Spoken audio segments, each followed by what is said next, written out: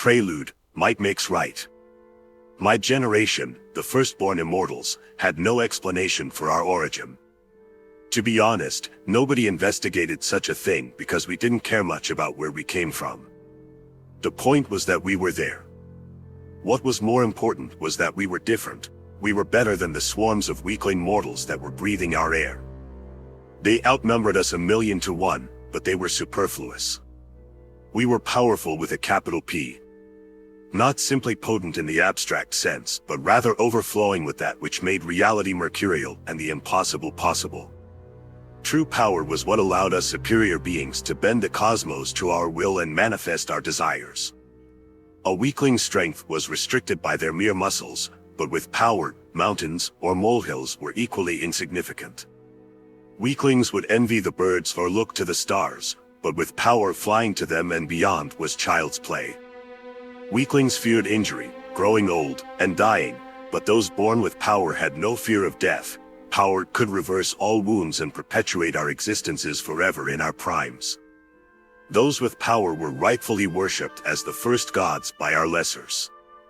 But back then, I was too young to fully appreciate what that meant. Rather than understanding the significance of receiving worship from those beneath me, the only part that interested me was the fear they had of my power. The adults didn't dare tell me what to do when I could erase them without any effort.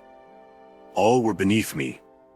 Many other immortals fell prey to delusional feelings of compassion or community and joined the tribes of the first humans they encountered. That life wasn't for me, though. Without an equal in sight, I struck out on my own to see what the rest of the planet was like.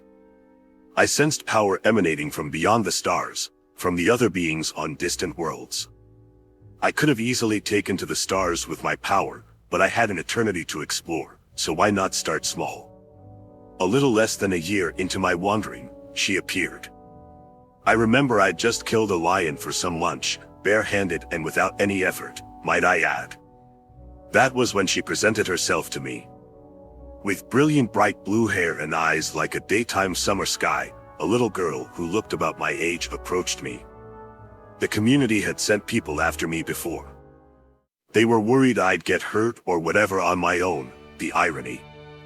Anyways, at first, I suspected she was another one of them. Doubly so after she began to go on and on about how that fool Arenas and the others were worried about me. So, I gave the usual spiel about how I didn't need their help and how I would survive just fine on my own. If anything, she was in more danger. I could usually sense how much power someone had from a glance, and she didn't have any. I left to keep exploring the planet alone, but she kept following me.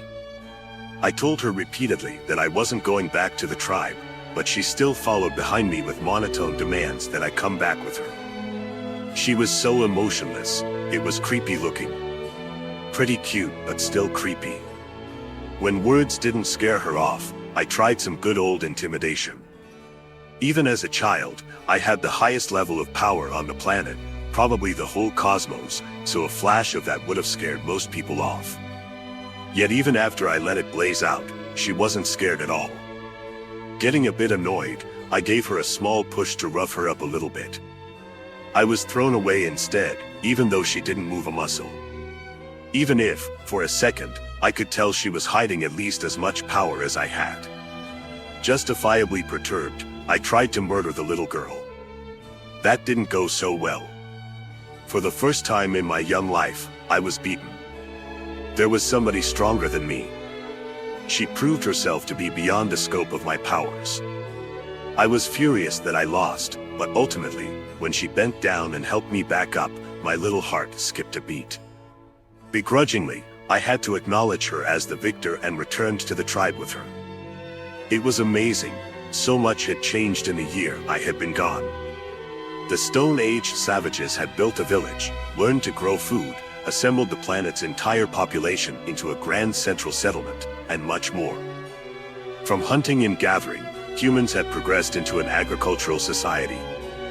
It was all thanks to them, that girl and her weird siblings, the Solaris clan. They arrived on Graia only after I'd left and had gathered the diaspora together. They reconnected not just the different people scattered across the planet, but the various peoples across various worlds. Each one of these mysterious visitors was stronger than I was, but they weren't there to rule, just observe. The creepy stalkers helped us build and grow as they watched and recorded all. Over time, they became less alien-like, developing their personalities and quirks as they dwelt among us humans.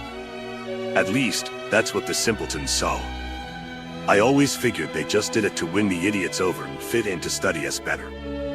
They were whatever helped them blend in best. Either way, they at least became easier to talk to. But most of them didn't interest me. She was the only one I cared about. She spent most of her time in the fields, so I decided to join her. She was picked as a member of the warband, so I joined also. She helped run the society, so I took an interest there as well. Across all functions of society, where she went, I followed. She said she loved all humans equally, but I could tell. I was her favorite. Nobody else had what we had. Just as she followed me everywhere before, I made sure I spent as much time with her as I could. Relentlessly bullying her didn't seem to faze her, though, so I went with other ways of getting her attention. When I got old enough to stop thinking it was because I hated her, I realized that she was the one woman I loved. She was the only being in the cosmos worthy of my love. After all, such a superior being, such a powerful being, demanded such love and devotion. The others interested me far less. Not just her siblings, but the other weaklings that flocked to them. Given my strength, I quickly gathered my fair share of followers. Many lovers as well, but they were all just there to pass the boredom while I worked my way up to being worthy of her. In the community, the adults raised us as best they could.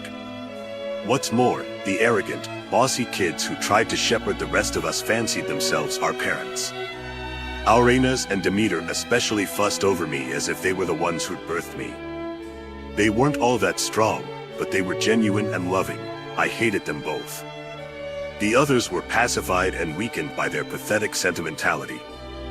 They grew up finding their place in our little proto-community, using their talents and strength in service to those weaker than them. If I had their lives, I would kill myself. No, I was meant for much greater things. Even she told me as much. I was special. She taught me many of her miraculous powers and praised my intellect with each successful new skill I mastered. It was ecstasy. Eventually, once I grew enough in power, she would see me as an equal. I would finally have her all to myself. Yes. I would take care of any competitors and prove my worthiness to her. Killing two birds with one stone, so to speak. She was goddess of the world, so obviously conquering the world was the way to conquer her heart. As a farmer I was Saturn, as a god I was Kronos, but when I became a monster in her name, I took the title of Typhon. Hear my name and tremble. I am Typhon the Divine. I am Typhon the Destroyer. I am Typhon the Seeker of Power.